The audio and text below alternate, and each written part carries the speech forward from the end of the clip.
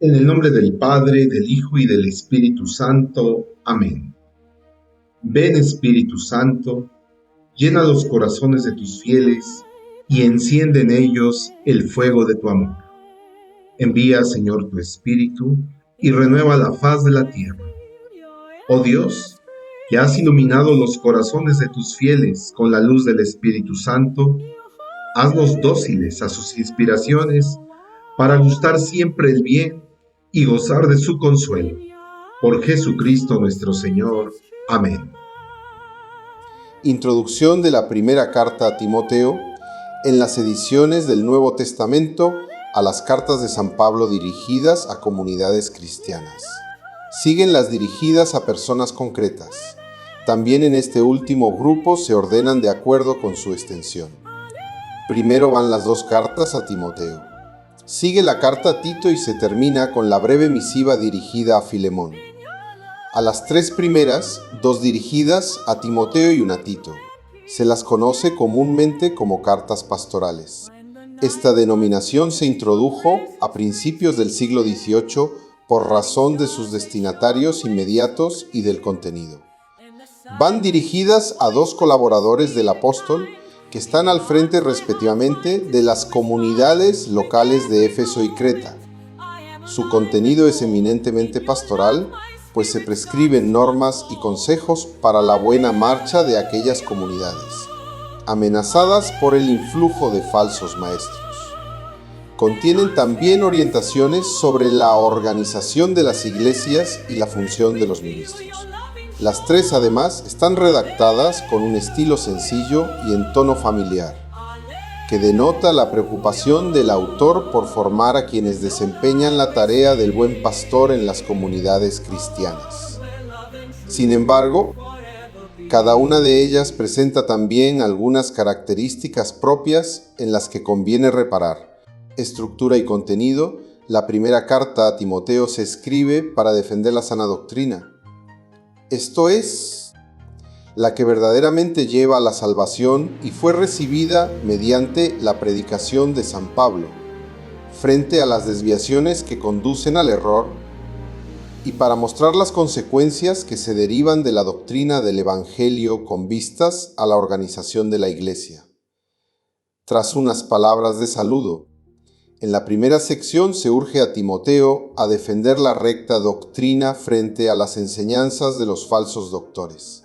A continuación, una vez asentada la solidez de la doctrina de la fe, se enumeran algunas de sus manifestaciones prácticas.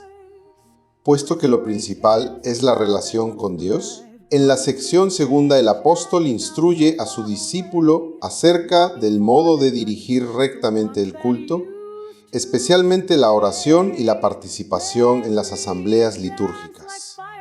Las instrucciones de la tercera sección se refieren a las cualidades exigibles a los que ejercen un ministerio en la comunidad cristiana, que han de ser adecuadas no solo para la edificación de todos los fieles, sino para ofrecer una imagen real y atractiva de la Iglesia ante los de fuera.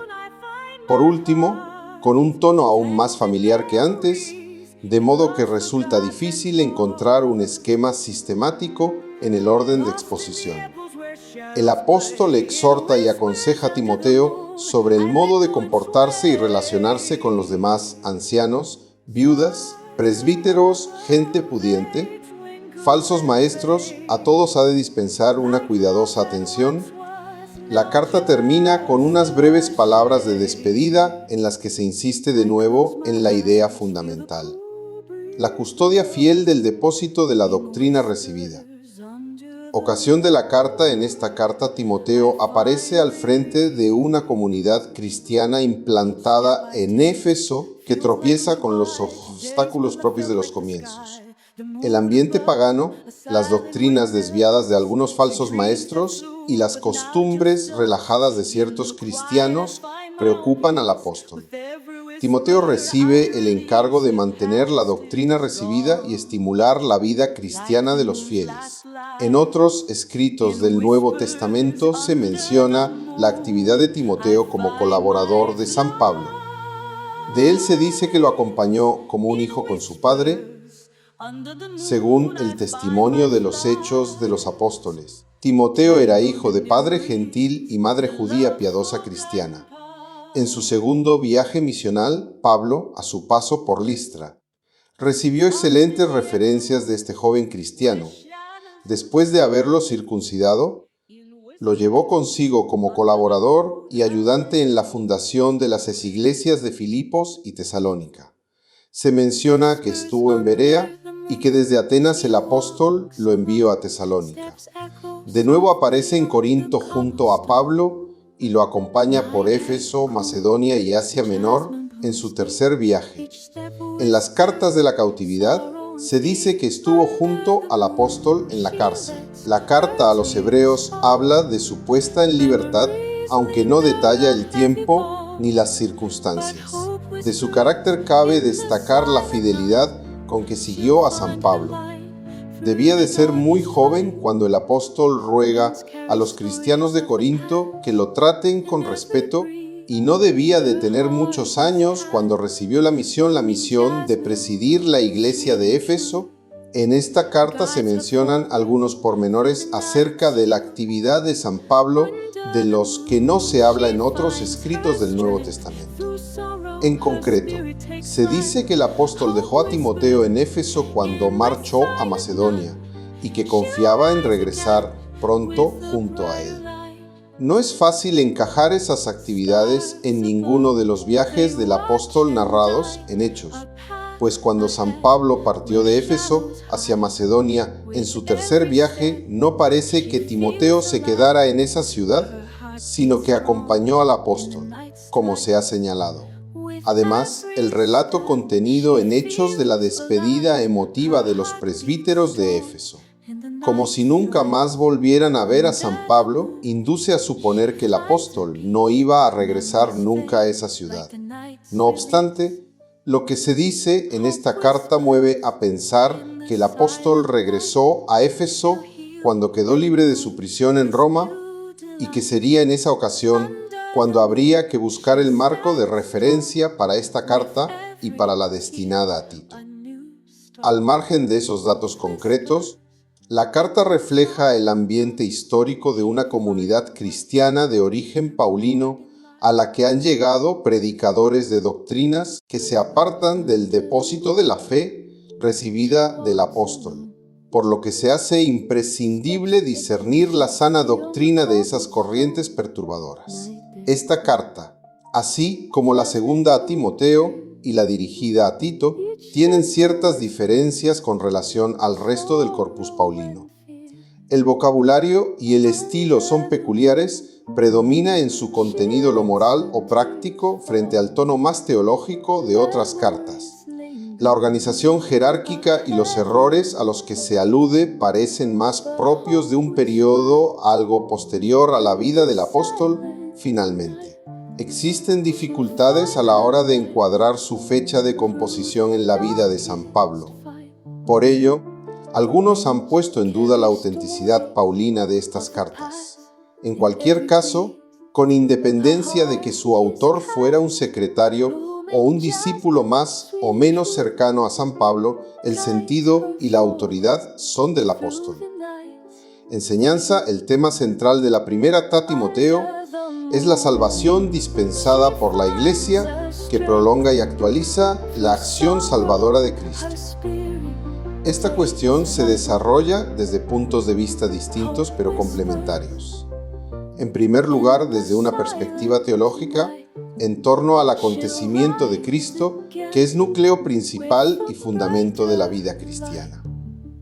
Pero también desde un plano más orientado a la práctica, como el ordenamiento de la actividad que desarrollan los miembros de la Iglesia de acuerdo con la propia vocación y, en particular, la de aquellos a los que se ha encomendado algún ministerio al servicio de la comunidad. Jesucristo y la salvación, la idea básica de las cartas pastorales, y que por tanto aparece frecuentemente también en esta. Es la salvación. A Dios se le nombra como el Salvador, que con infinito amor quiere que todos los hombres se salven y lleguen al conocimiento de la verdad. Este plan divino ha sido manifestado y llevado a cabo por Jesucristo, el único mediador que vino al mundo para salvar a los pecadores. La fe en estas verdades es la que conduce a la salvación. Esta es pues la sana doctrina del Evangelio predicado por San Pablo. Frente a ella siempre late el peligro de las falsas doctrinas que apartan de la fe verdadera a quienes las acogen. De hecho, una de las más delicadas cuestiones que hubieron de afrontar las primeras generaciones de cristianos en Éfeso y otras iglesias fue el discernimiento de la fe genuina entre las numerosas y grosas interpretaciones que se predican en particulares per pritigae, impregnadas ya de nociones específicas de las tradiciones judías, ya de elementos propios de la religiosidad helenística que eran ajenos al mensaje cristiano. La Iglesia, el tono cordial y a la vez exigente de la carta testimonia hasta qué punto la Iglesia es una familia, la casa de Dios, no solo en la doctrina, sino también en la realidad práctica.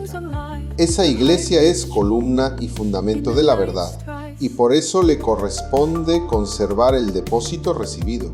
De modo especial, esa responsabilidad recae sobre aquellos que, como Timoteo, han recibido la gracia del ministerio mediante la imposición de las manos para que enseñen a mantener la fe y pongan orden en la comunidad cristiana.